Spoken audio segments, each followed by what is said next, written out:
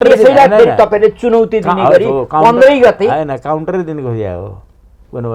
संसारमा सरकार पक्षले जुलुस निकाले थाहा छ कसले देखाउने जुलुस थियो कसले देखाउने राजतन्त्र विरोधी जुलुस राजतन्त्र त अहिले नै रहेछ नि त त्यसो भए त फैले त रहन्छ कसले देखाउने जुलुस संसारमा त्यो जुलुसले के भन्ने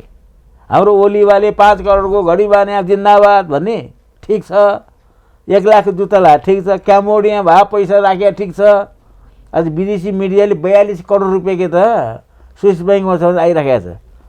इन्डियन मिडियाहरूले नि त्यो ठिक छ भन्न आउने यो राम्रो काम गर्यो भन्न आउने त्यसकारण कुरा के छ भने ती ट्रकमा आउने मान्छे र भावनात्मक रूपले आउने मान्छे हेर्नु भिन्नै हुन्छ 15 गतेको तयारी कस्तो छ बताइदिनु हाम्रो प्रक्रिया राम्रो छ देख्नु होला देखिहाल्नुहुन्छ कसरी आउँदो रहेछ मान्छे के कति आउँछन् मान्छे अनुमान अब त्यो भन्न सकिँदैन हेर्नुस् भन्नु भएन कि भन्न सकिँदैन मान्छेहरू के त भने दिन कुरेर बसिया छ दिन कुरेर त्यसकारण के हुन्छ भने दलहरूसँग तपाईहरु मुठभेड गर्न तयार हैन उनीहरू तयार नि यिनीहरू यदि दलकै बुद्धिभाव मान्छे र चाहिँ गणतान्त्रिक व्यवस्थाका नायकीहरू हुन् भने जब राजाको त्यो देख्ने बित्तिकै त्यही दिन चाहिँ नि राजा हिँड्या भएर पो त त्यो भिड अनियन्त्रित भइदिए के हुन्थ्यो भन्नु त त्यो देखिसकेपछि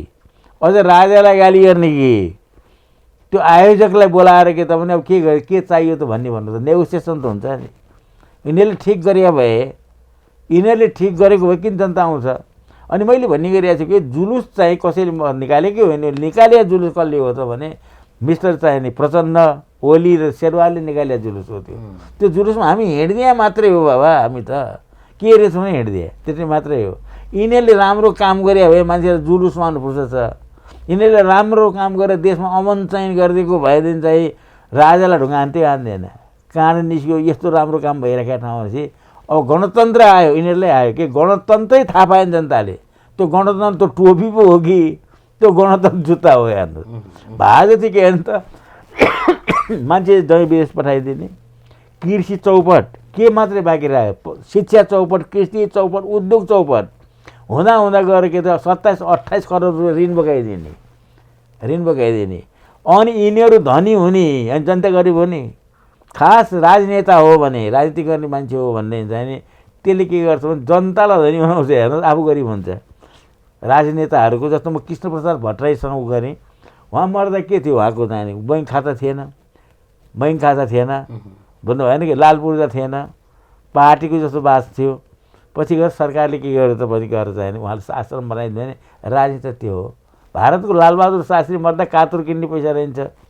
भन्ने त आयो नि त्यसमा राजनेताहरू नेता हुने मान्छेले पैसा कमाउन आउने होइन हेर्नु नाम कमाउन इज्जत कमाउन देश बनाउन र तिनका सन्ततिले पनि के त भने फलाना सन्तान होस् ठिट ठाडो गरेर हिँडोस् न अब अहिलेका नेताहरू हेर्नु दुर्गति एक्लै हिँड्न सक्दैन तिनका छोरा हो भने पिटाइ भेट्ला भन्ने के त डर यो स्थितिले यो नाङ्गै भरमा राज्य चल्छ त्यसै अनैतिक व्यक्तिहरूले राज्य सञ्चालन गर्दैन हेर्नुहोस् नैतिकताले राज्य ड्राइभ हुन्छ भन्नुभयो त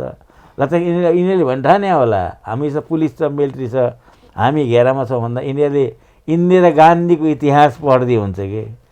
त्यही जनता जनता जनता भनेको छैन जनताले फ्यालेको भनेको छ जनताले ल्यायो नि त अब